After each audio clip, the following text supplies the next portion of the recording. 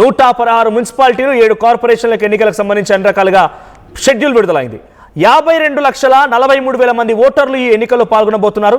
ఫిబ్రవరి 16వ తేదీన mayor, deputy మేయర్ల ఎన్నిక కూడా ఉండబోతోంది. ఒకసారి ఈ అంశం పైన ఎలక్షన్ కమిషన్ షెడ్యూల్ ప్రకటించింది. ఎలక్షన్ కమిషనర్ మాట్లాడుతున్నారు. ఆవిడేం మాట్లాడుతున్నారో చూద్దాం. రేపటి నుండి నామినేషన్స్ మొదలవుతాయి. ఎలక్షన్ నోటీస్ ఆర్ఓలందరూ కూడా రేపు ఇష్యూ చేస్తారు.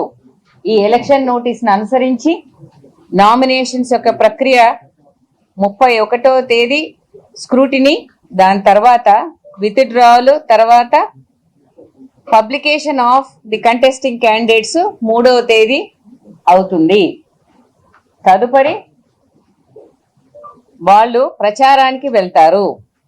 ప్రచారానికి వెళ్ళిన తర్వాత డేట్ ఆఫ్ పోల్ 11వ తేదీ ఫిబ్రవరి.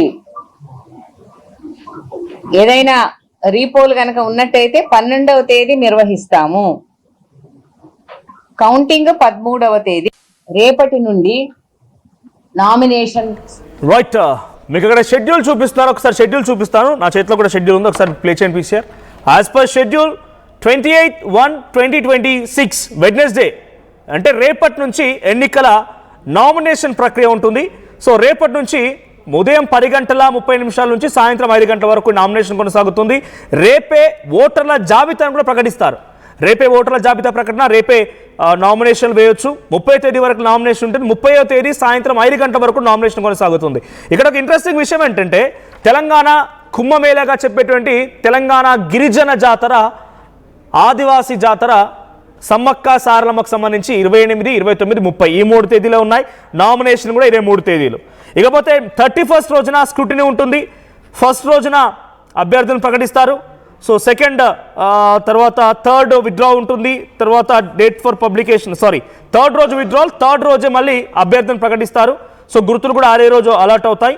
సో తర్వాత 11వ తేదీన పోలింగ్ ఉదయం 7 గంటల నుంచి సాయంత్రం 5 గంటల వరకు. సో ఒకరోజు గ్యాప్ ఉంది 12వ తేదీ. ఆ తర్వాత 13వ తేదీన ఫైనల్ రిజల్ట్స్ 8 గంటల నుంచి రిజల్ట్స్ లెక్కింపు ప్రక్రియ కొనసాగబోతోంది. సో ఈ చాలా క్లియర్ షెడ్యూల్. కేవలం సమయమే లేదు. ఈ రోజు నుంచి కేవలం ఒక 15 రోజుల్లో మొత్తం షెడ్యూల్ పూర్తయిపోతుంది. మొత్తం షెడ్యూల్ అంతా 13వ తారీఖు కల్లా రిజల్ట్స్ కూడా వస్తాయి. చాలా క్లియర్ షెడ్యూల్ని మీరు చూస్తున్నారు ఆర్టీవీ స్క్రీన్ పైన. సో ఇప్పటికే ఎలక్షన్ కమిషన్ కూడా ప్రకటించింది. సో నాతో పాటుగా బీఆర్ఎస్ అండ్ కాంగ్రెస్ నుంచి 2 నేతలు ఉన్నారు. వారు మాట్లాడదాం షెడ్యూల్ పైన వాళ్ళ ఒపీనియన్ ఏంటనేది, ఏ రకంగా అలా పార్టీలు సిద్ధంగా ఉన్నాయో కూడా మాట్లాడి తెలుసుకునే ప్రయత్నిద్దాం. బీఆర్ఎస్ నుంచి విజయారాయణ క్షత్రియ గారు అండ్ కాంగ్రెస్ నుంచి లింగం యాదవ్ గారు. లింగం యాదవ్ గారు, ఏంటి నోటిఫికేషన్ చాలా హడావిడిగా ఉన్నట్టు అనిపించింది ఏమైనా? అంటే రేపటి నుంచే నామినేషన్, జనరల్గా షెడ్యూల్ వచ్చిన తర్వాత కాస్త టైం ఉంటుంది. ఆ టైంకి అనుగుణంగా తర్వాత మళ్ళీ షెడ్యూల్ ఇస్తారు. సో రేపే ఓటర్ల జాబితా, రేపే నామినేషన్లు మొదలు. అటు మహాకుంభమేళా, ఇటు నామినేషన్లతో నగరవ్యాప్తం కూడా కుంభమేళా జరగబోతోంది. ఎలా చూస్తారు నోటిఫికేషన్? కాంగ్రెస్ పార్టీ ఎలా చూస్తారు? కాంగ్రెస్ పార్టీ సిద్ధంగా ఉంది, అధికార పార్టీ అఫ్ కోర్స్ సిద్ధంగా ఉంటుంది. బట్ ఎలా ట్యాకిల్ చేయబోతున్నారు?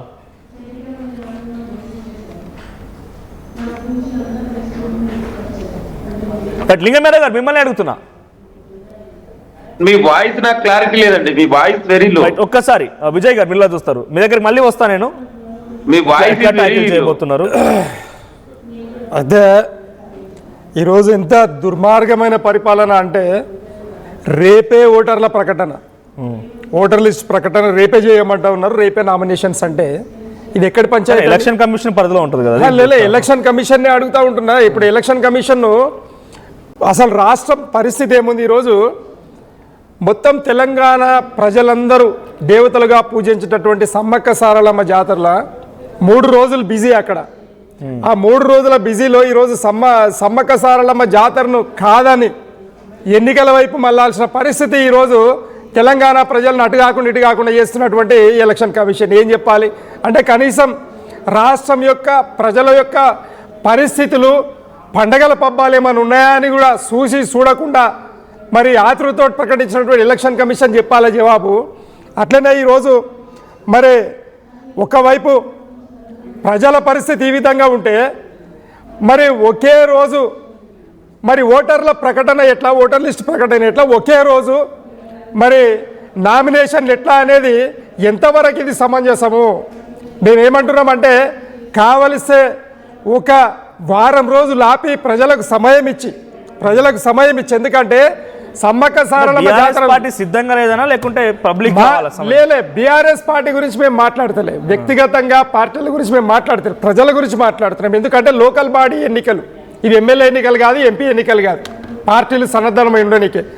అలాగే ఈరోజు లోకల్ బాడీ ఎన్నికలలో మరి పార్టీల పరంగా నిలబడేటటువంటి ఒక సందర్భం లోకల్ బాడీలలో, మున్సిపాలిటీ ఎన్నికలలో, అలాగే మరి జడ్పీటీసీ ఎంపీటీసీ ఎన్నికలలో మరి పాల్గొనాల్సిన పరిస్థితి ఉన్నది. కాబట్టి మరి ప్రజలను ఈ విధంగా ఆగం చేసే పరిస్థితి ప్రభుత్వాలు, ఇప్పుడు ఉన్నటువంటి కేంద్ర రాష్ట్ర ప్రభుత్వాల బాధ్యత అది. ఎన్నికల కమిషన్ తోటి మరి ఆదేశాలు ఇచ్చి, ఎన్నికల కమిషన్ తోటి ఈరోజు ప్రకటన చేసినటువంటి ముఖ్యమంత్రి గారు జవాబు చెప్పాలి. మరి సమ్మక్క సారలమ్మ జాతర చేసుకోవాలన్న 3 రోజులు మరి ప్రజలు ఈ మున్సిపాలిటీ ఎన్నికలలో పాల్గొనాలనే విషయాన్ని ఖచ్చితంగా వాళ్ళే చెప్పాల్సిన అవసరం ఉన్నది. సార్ లింగమేద గారు వాయిస్ వినబడుతుందా? లింగమేద గారు వినబడుతుందా వాయిస్? అండ్ బీజేపీ నుంచి పివి రెడ్డి గారు జాయిన్ అయ్యారు. వెల్కమ్ అండి. లింగమేద గారు వినిపిస్తోందా వాయిస్? నాది వాయిస్ రావట్లేదండి. వాయిస్ వాల్యూమ్ ఒక్కసారి వాల్యూమ్ సెట్ చేసుకోండి, మీ దగ్గర నేను మళ్ళీ వస్తా. సో ఒకసారి బీజేపీ పివి రెడ్డి గారు ఏంటిది నోటిఫికేషన్ చూసారా, అంటే షెడ్యూల్ చూసారా, ఎలా అనిపిస్తోంది? బీజేపీ సిద్ధంగా ఉందా? డెఫినెట్ గా ముందుగా మీకు అలాగే ఆర్టీవీ ప్రేక్షకులకి మిగతా వాళ్ళకి నమస్కారం, ప్యానెల్ వారందరికీ కూడా. డెఫినెట్ గా భారతీయ జనతా పార్టీ రెడీగా ఉంది. ఎందుకంటే మేము ఏదో ఒకటి తేల్చుకోవడమే ఇదంతా కూడా. ఎందుకంటే 2 పార్టీలు కూడా, కాంగ్రెస్ పార్టీ కానీ బీఆర్ఎస్ పార్టీ, 2 ఫెయిల్యూర్ పార్టీలు ఈ తెలంగాణ రాష్ట్రంలో. వాళ్ళు చేయాలనుకున్నది, ఇచ్చిన హామీలు ఏవైతే ఉన్నాయో అవన్నీ కూడా తుంగలో దొక్కి ఈరోజు ఎలక్షన్లు గెలవాలనే ఆలోచనతోటి ఏదో ఒకటి